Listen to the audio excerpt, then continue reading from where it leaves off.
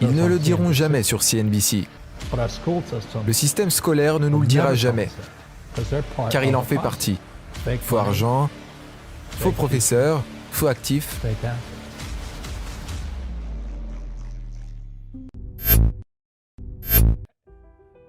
On recule au lieu d'avancer. Je connais le jeu des riches. Mon père riche m'a dit que tu le sais, car tu es banquier. Le jeu des banquiers et des riches est différent de ce qu'on vous apprend à l'école. Dans le monde entier, qu'est-ce que l'école vous apprend sur l'argent? La réponse est rien. Et ce n'est pas une erreur, ni un accident. Je sais que la plupart des gens savent ça. La manière pour laisser les pauvres et la classe moyenne travailler est de ne jamais leur apprendre ce que les riches savent. Si vous lisez Père riche, Père pauvre, qui est apparu en 1997, c'est que les riches apprennent à leurs enfants sur l'argent, que les pauvres et la classe moyenne ne font pas.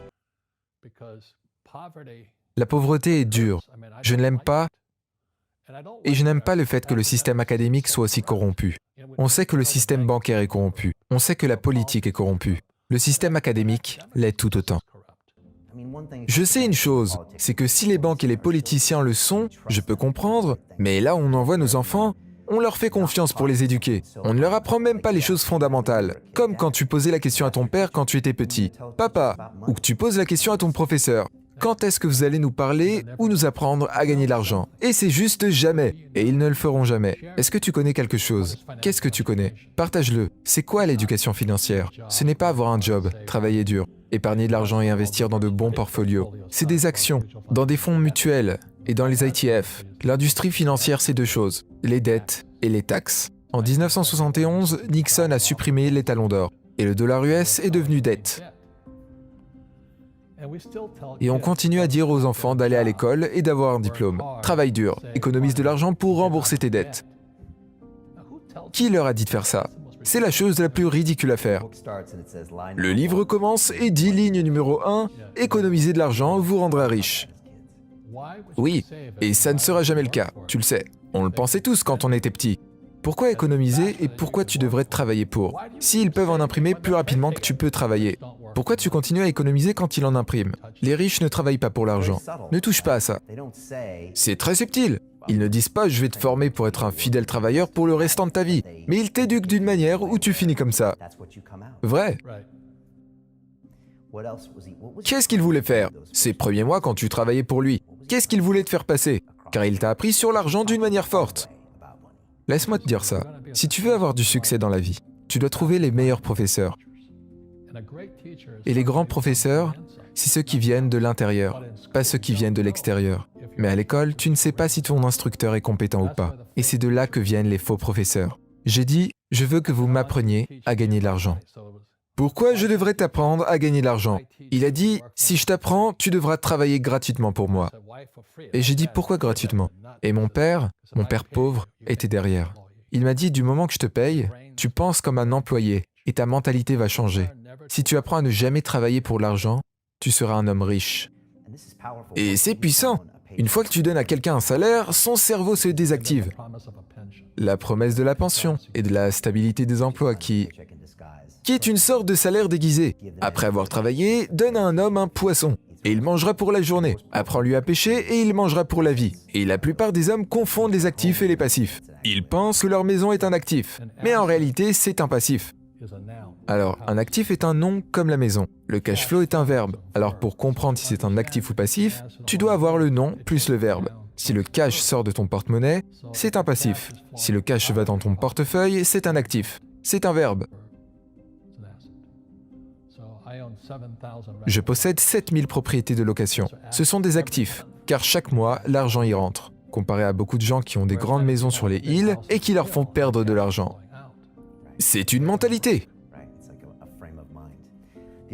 Et l'autre chose que les pauvres ne comprennent pas, c'est que la dépense numéro 1 pour la plupart des gens, c'est les taxes. Et on ne les voit même pas. C'est pas bizarre? Tu tournes en rond et tu regardes ton salaire. Et tu dis « Ah, il y a un truc qui cloche ». Et tu ne réalises pas que le gouvernement a une grosse main sur ton portefeuille. Et tu ne fais rien pour contrer ça. Encore, c'est ce qui est très différent entre les riches et les pauvres. Les riches ne travaillent pas pour l'argent. Car la dépense numéro 1, c'est les taxes. Il y a 3 types de revenus. Salaire, portfolio et passif. Alors le salaire, c'est quand tu as un job. Ça, c'est un salaire. Si je suis docteur ou un programmeur, ça c'est du salariat, car je travaille pour. Si j'achète disons une pomme à 10 $ et que je la revends à 20 $, ça c'est un revenu du portfolio, c'est un gain de capital. Mais le revenu passif, qui est le cash flow, n'est jamais taxé. C'est pour ça que tous les gens sont en train de crier maintenant aux États-Unis. Taxer les riches. Je leur dis bonne chance, car la plupart des gens qui se plaignent ne savent pas qu'il y a 3 types de revenus. Les riches n'ont pourtant pas de job. Ils ont des actifs. La majorité envoie leurs enfants à l'école. Et ils n'apprennent pas ça, tu sais. Peu de personnes vont valider ce que je fais. Gagner $1 million et payer 0 taxe. Et mon père m'a appris à jouer au Monopoly. Tu sais, 4 maisons vertes et un hôtel rouge. Ou la franchise de McDonald's et Ray Kroc. McDonald's est dans le business de l'immobilier. Ils vendent des hamburgers et achètent de l'immobilier. Et ils ne payent pas de taxes. Tu connais ce gars Bezos? Il y a 16 milliards de dollars. Combien de taxes paye-t-il sur ces 16 milliards? 0.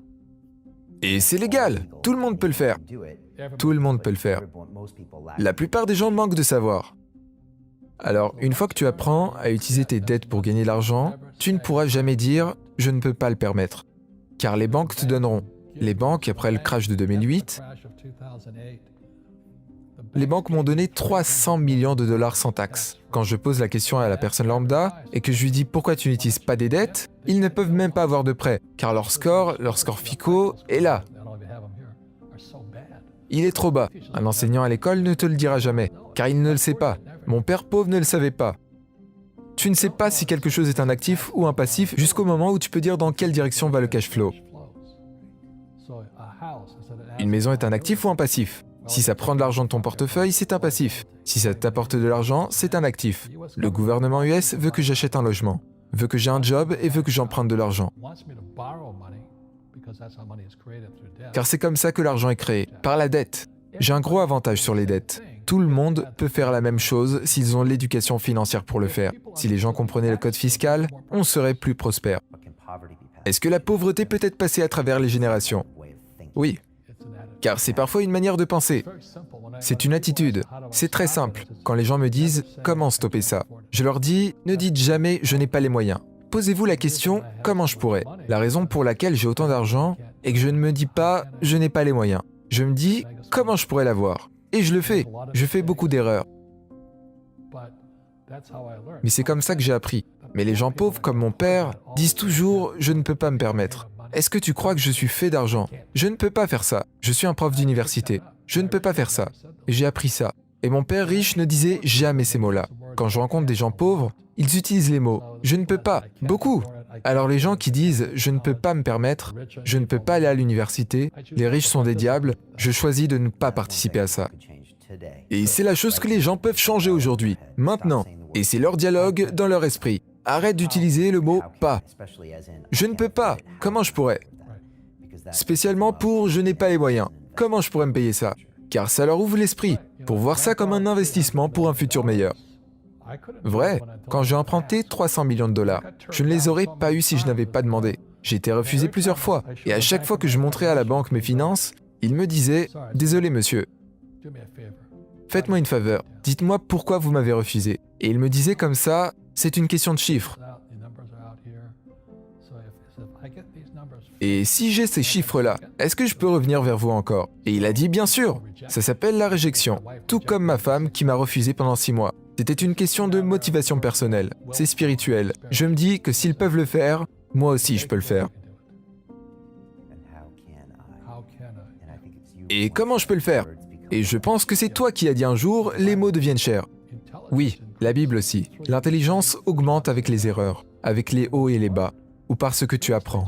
L'immobilier, c'est l'immobilier. Mais c'est ce que j'ai appris qui m'a rendu plus riche. C'est pas l'argent. On m'a dit que je devais avoir de l'argent pour en gagner. Tu sais, je pense que chacun d'entre nous, chaque humain, passe par des mauvais moments dans sa vie. Et s'ils ont le message, une nouvelle vie commence. S'ils n'ont pas le message, ils vont continuer à sombrer. Je devenais plus riche car je n'avais plus besoin d'argent. Je pouvais utiliser mon argent pour en gagner plus. Mais comment j'en suis arrivé là? C'est en faisant des erreurs. Les gens ont peur de faire des erreurs et tout. Ils ont peur de perdre.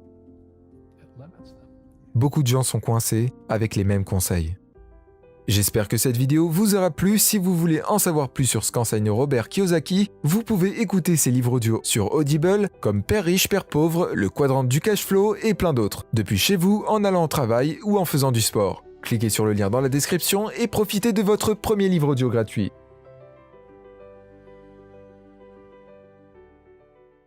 Abonne-toi dès maintenant et active la cloche de notification pour ne rater aucune de nos vidéos de motivation et d'inspiration. Nous t'avons aussi sélectionné des vidéos très inspirantes dans ces playlists. Prends soin de toi, on se donne rendez-vous dans la prochaine vidéo.